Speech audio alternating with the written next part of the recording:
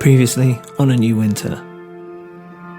It was the Thin Man and the German, both of them standing side by side, just staring out the window, watching me.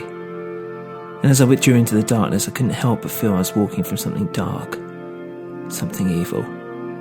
This is episode 4 of A New Winter.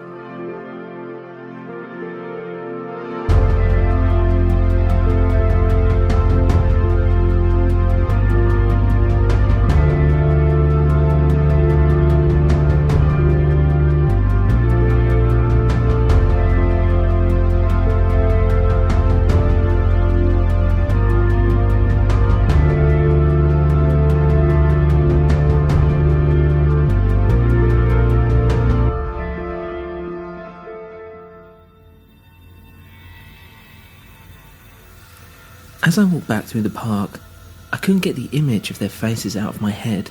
I knew that something wasn't right here, or perhaps I was just overreacting. Perhaps the man was innocent and just got scared, ran away believing he might be a mugger or something. But if he was a rapist and a murderer, surely he wouldn't have been running away, screaming for help. I don't exactly look threatening. If he's a killer, there's nothing stopping him from just killing me there and then. It made me realise what a dangerous game I was playing, and that I had to be more thoughtful of my actions and not just go in running blind, literally in this case. I went back to the pub, but I couldn't see Jackie. I called, texted her, but no reply. I hope she was okay. Maybe it just got too much for her and she just ran off. I had a drink at the pub and decided to just clear my thoughts. If the German did do it, why would he come back? How would he even know where to go? And why would he even risk staying? Maybe he was obsessed with Kate, but then why Jackie as well? Maybe he's obsessed with them both. How long has he even been here? By the way Jackie was talking, it seemed like he'd been around for a little while at least. Maybe they'd told him innocently during the night in Berlin where they were from. Maybe he got it from one of their purses. Is it something rapists do? I mean, why was he still here if he committed the murders? None of this was adding up. There was something missing, I just couldn't put my finger on it. I decided I needed to do more investigating into the man, and as soon as I could, I'd follow him, every spare second possible. I was basically going to stalk the stalker. As I walked out of the pub again, I looked back at the alley. They brought back the image of the Thin Man and the German just staring at me. It sent a cold shiver down my spine. I didn't want to risk it with the police, so I took the bus home. On the bus there were some kids my own age, just throwing stuff at each other, generally messing about. Nothing crazy, but I felt something hit me at the back of their head, whilst I was deep in thought.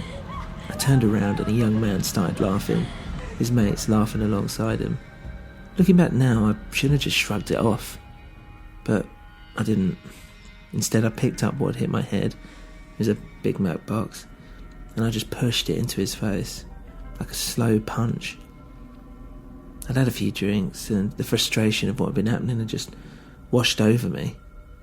And all I could see was that German's stupid fat face, and I just wanted to crush it in my hands. I wanted to hurt him. He started kicking out and his mates got involved, but I was determined. I wanted to make him choke on it. I mean, the recent events that had happened obviously taken its toll on me, made me act out, and looking back I do regret what happened, but nonetheless it did happen. The bus driver stopped once he heard the commotion and got out to throw me off the bus. I didn't fight with the driver, I just walked off, as the others laughed. They knew they'd gotten away with it, and in their own way they'd won.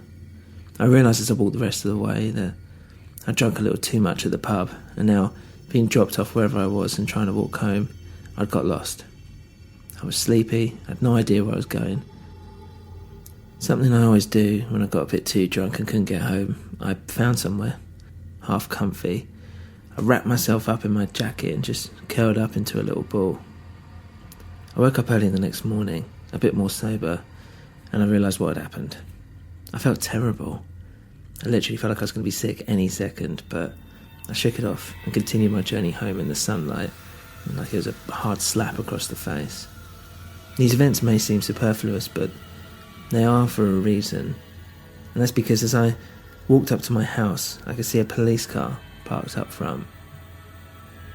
I didn't think what happened on the bus was worthy of the police's time, but You never know. I stood there for a bit. I thought about what I was going to say, how I was going to apologise for doing something so stupid.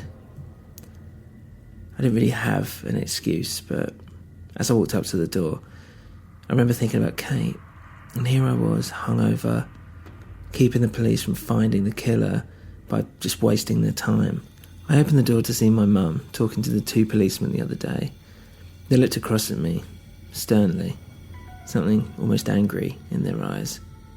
"I'm not missing," I said out loud with a silent laugh, completely misjudging the tone, thinking, well, maybe Mum got carried away whilst I was gone last night and just worried I got killed or something and called the police. "What makes you say that?" the female policeman asked. "Well, I'm here, look, I just got a little drunk, that's all." The 2 policemen looked at each other, and then they looked at my mum, who was looking rather emotional herself. Then they looked back at me. I didn't really understand what was going on. "Were you with Jackie last night, lad?" the male officer asked. "Yes, briefly," I said. And then my mum broke down. I knew something had happened. "Why? What's going on?" I asked. "2 girls have gone missing, one of whom you were the last person to be seen with. And already I knew exactly who it was." "Tell me," she said, "what happened last night with Jackie Fair?" If you enjoy the show, please leave a review on your podcast platform of choice. For more info, including how you can support the show, please visit anewwinter.com. Music today was by Kevin MacLeod, Purple Planet Music and We Talk of Dreams. Thank you for listening to A New Winter.